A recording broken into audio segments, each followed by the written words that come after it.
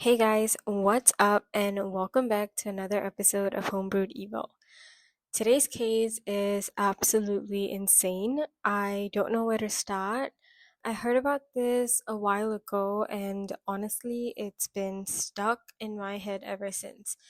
It left me feeling so uneasy and just straight up terrified. You've probably heard about Giselle Pellicotte. She is a 72-year-old French woman who was drugged and raped over 9 years by her husband and 72 other men. Now, that case shook the world. And maybe you've also heard of the Nth Room case. This happened in South Korea. Again, absolutely horrifying. It was a blackmail, cyber sex trafficking scandal where explicit videos were shared through Telegram, really recent, around 2018 to 2020. So when I first heard about these cases, I was like, whoa, this is terrifying. Jaw dropped, my stomach dropped. Um, but at the same time, I felt, okay, you know what? This is so far away. Something like this would never happen in Singapore. And was I wrong? Because what if I told you that something just as horrifying happened right here in Singapore? Today, we're diving into the dark side of the Sammyboy forum. Now, this is an infamous online platform, and it's tied to today's case that we're talking about, where seven men drugged and raped their wives. Everything shared in this episode is based on publicly available information from credible news sources in Singapore and official court documents. The details discussed are not meant to sensationalize the events, but to shed light on the case. Listener discretion is advised, as some content discussed today may be disturbing.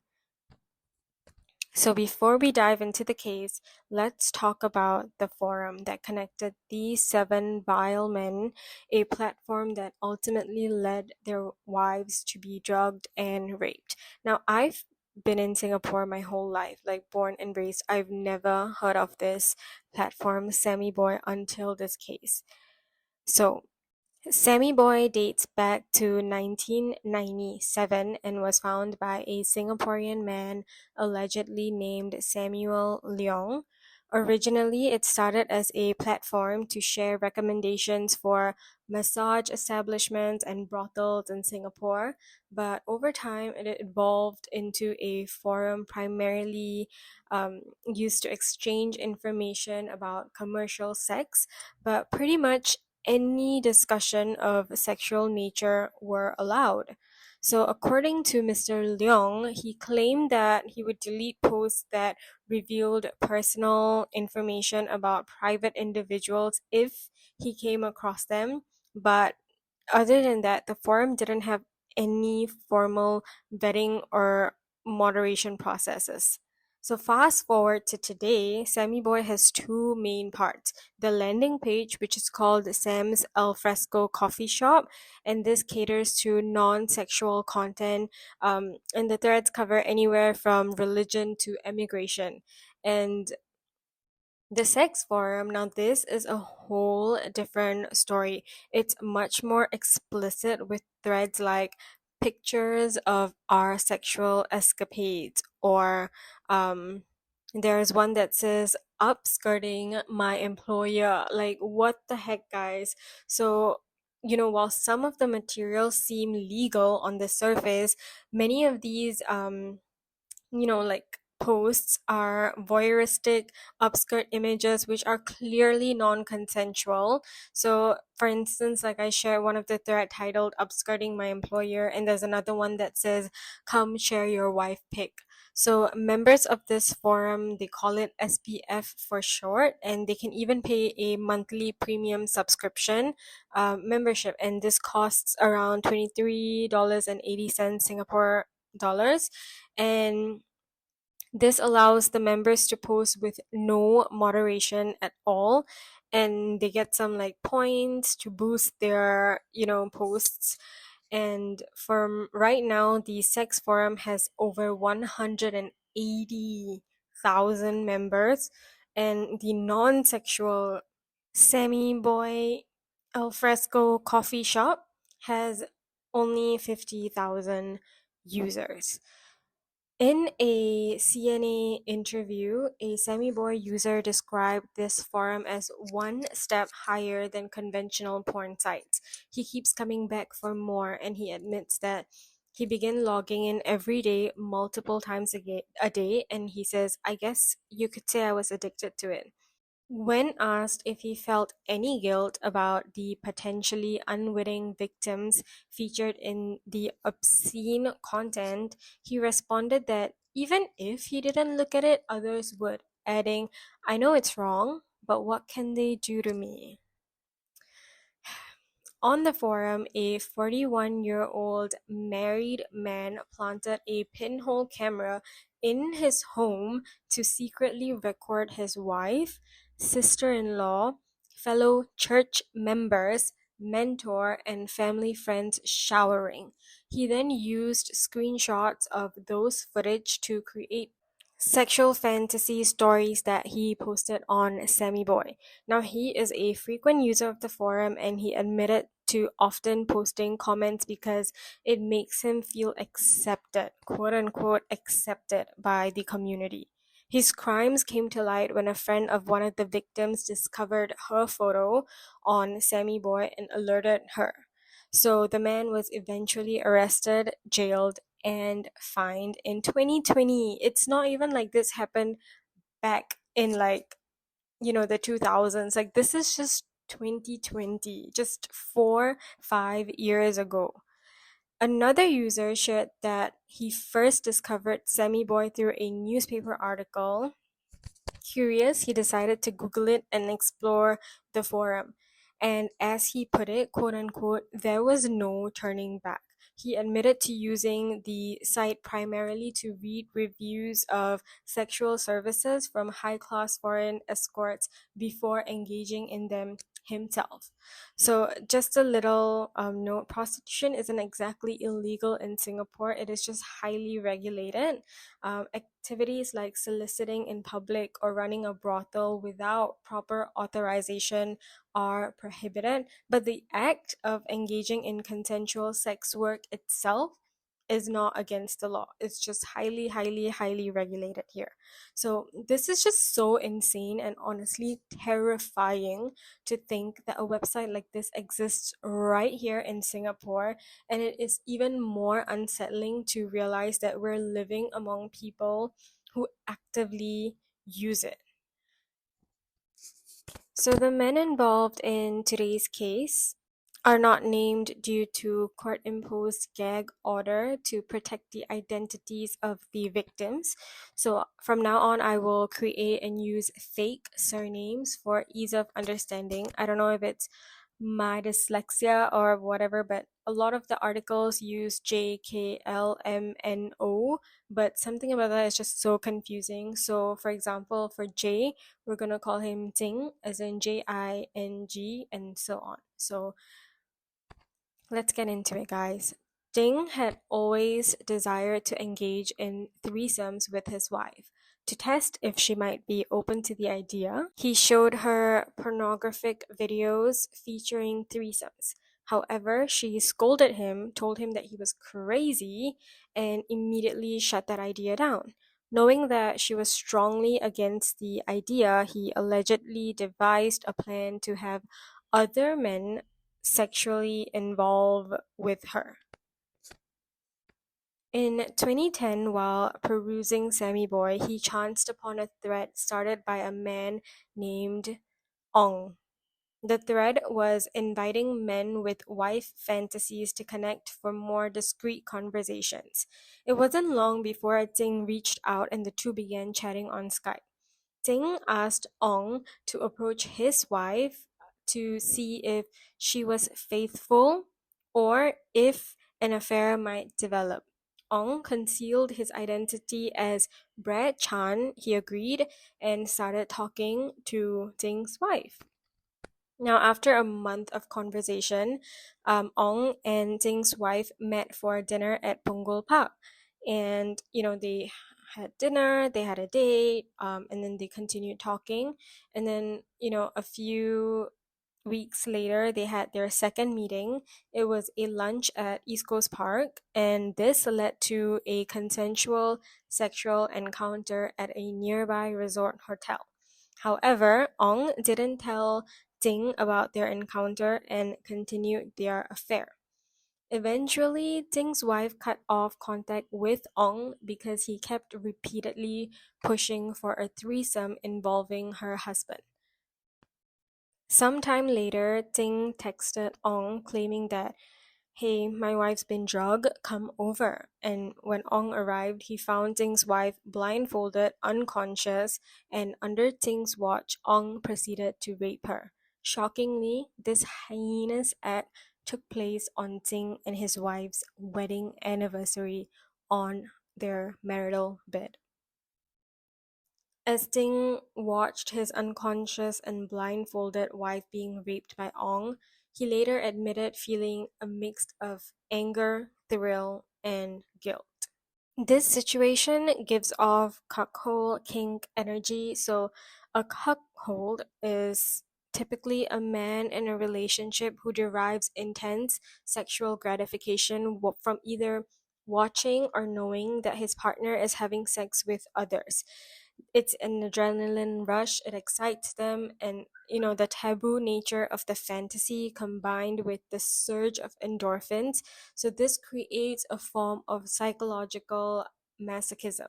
The cuck, quote unquote cuck experience is a complex mix of emotion that Ting described to be feeling, which is jealousy, gratitude, shame, arousal, inadequacy, as well as lux. There's no king shaming here as long as everything is safe and consensual. But this case, this is not safe. This is not consensual. This is not a kink. This is straight up rape. Between 2010 and 2018, for 8 years, Ting repeatedly drugged his wife with sedatives and invited five other men on separate occasions to rape her. After researching, he obtained a drug called dormicum, which is a powerful sleeping pill, which he would dissolve into his wife's wine during dinner. Once she fell asleep, he would text a group chat summoning the men to come over and assault her. During the assaults, Ting would take pictures, videos to share with others. He even installed a CCTV in his bedroom to live stream the assaults, allowing the men to watch and comment on the performance. And after watching the video, the men would commend each other for putting on a quote unquote nice show. Kim, one of the men that Ting met on Sammyboy, he was a business development manager and was married with no children. He repeatedly raped Ting's wife and even drugged his own wife so Ting could assault her. In court, conversations between two men were revealed in the chat, including Kim saying, "My wife is always yours," and asking Ting if he could impregnate her. The two men even planned to impregnate each other's wives. Like Ting, Kim had also installed a webcam in his bedroom to live stream the rape of his wife. During Kim's trial, explicit photos he had taken of his wife in public places were found and traced back to being published online by him. Following his arrest, Kim was examined at the IMH Institute of Mental Health and diagnosed with voyeuristic disorder. Ting has four children with his wife, four daughters. And all of this rape took place while his four daughters and helper were asleep in another room in the same house. It's just insane to think that he carried out all of these acts with his family, four daughters, under the same roof. Now, across all of the articles that I read for this case, the headlines always read wife sharing. So, according to Google, wife sharing refers to a situation where a woman's husband willingly shares her sexually with other men or enjoys watching her engage in sexual actions with others, with the wife being a willing participant who herself finds satisfaction in pleasing her husband this way. However, this case is absolutely not a case of wife sharing, because Tsing's wife was neither conscious nor aware nor consenting of this arrangement. So again, once again, this is quite simply a case of rape. Ting connected with two other men, Lim and Po, on Sammyboy, and they began discussing wife sharing. The three men took turns drugging and raping each other's wives. On one occasion, when Po was about to assault Lim's wife, she woke up and realized what was happening. Confronting them, she managed to get both men to write confession letters. Ma, another man Ting met on the forum, was a married man living with his ex-wife and their three children and his mother-in-law. So he's married, but I think it's a very messy living situation because he's still living with his ex-wife. On the day that he was scheduled to assault Ting's wife, she wasn't feeling well and refused to drink wine over dinner. So instead of spiking the wine, Ma gave her the drug, pretending that it was medicine for her sickness. Trusting her husband, a man who had vowed to be there for her in sickness and in health, she took the pill. Once she passed out, Ting called Ma over to rape her. So, as I mentioned earlier, Ma's living situation is a little bit messy, so Ting invited him, Ma, and Ma's ex-wife to come over to his house under the pretense that it was a work meeting. Now, this happened while Ting's wife was away, not in the country. So, when they arrived at Ting's house, Ting spiked Ma's ex-wife's drink and then proceeded to rape her in the bed that he and Ting's wife share, their marital bed. So now this is six men, right? The seventh man, Ung, he connected with Ting through the Sammyboy forum as well, just like all of the other six men.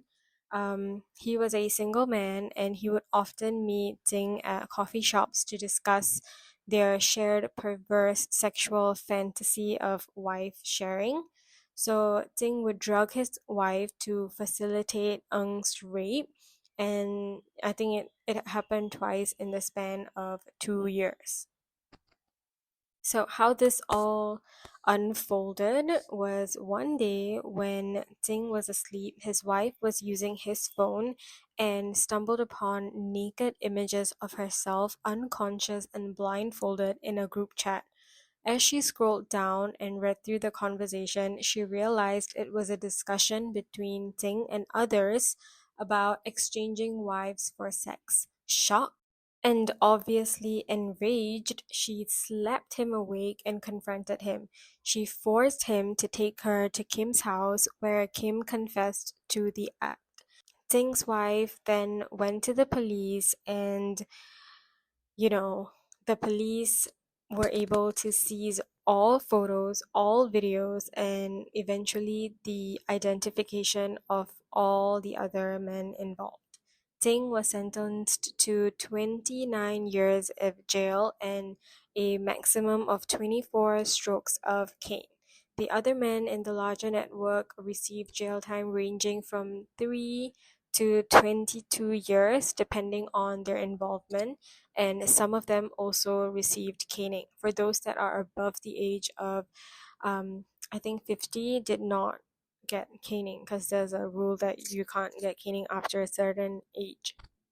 The deputy public prosecutor in this case stated that the facts were unprecedented, involving a gross betrayal of trust by husbands conspiring with other men against their partners. He shared that, quote unquote, when a woman enters into a marriage, she entrusts herself to her husband. She trusts that the man she's sleeping beside will not harm her while she sleeps, that in sickness, the father of her children will not poison her with drugs disguised as medicine, and that the husband will protect the privacy of their most intimate moments together.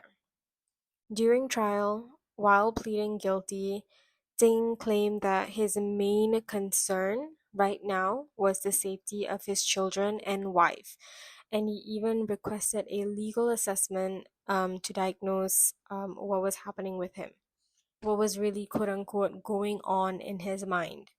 And this irony is almost laughable because his wife and children were clearly the last thing, or their safety were clearly the last thing on his mind when he was inviting strangers into their home to rape and assault his wife.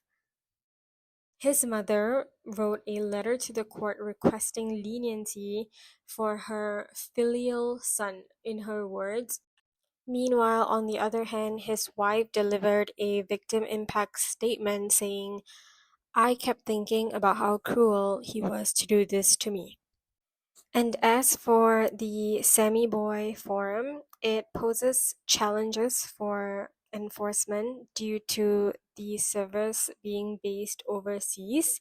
The Singapore police force investigates criminal activities linked to such sites, and offenders may be prosecuted. However, blocking the forum is difficult as administrators often change URLs and use servers in countries like Canada and US to evade such restrictions.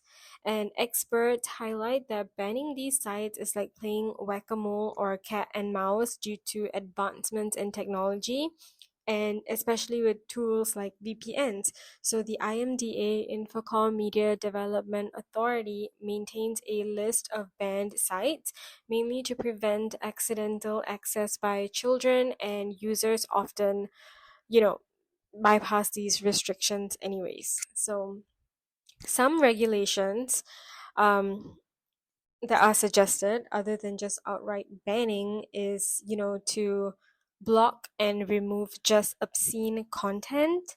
And even with this, it often resurfaces on other platforms, and it's really nearly impossible to eliminate completely. Yep. So after this case of the wife being drugged and raped hit the news, one of Sammy Boy forum's users shared that he actually stopped using the site for a while, but this only lasted 2 weeks.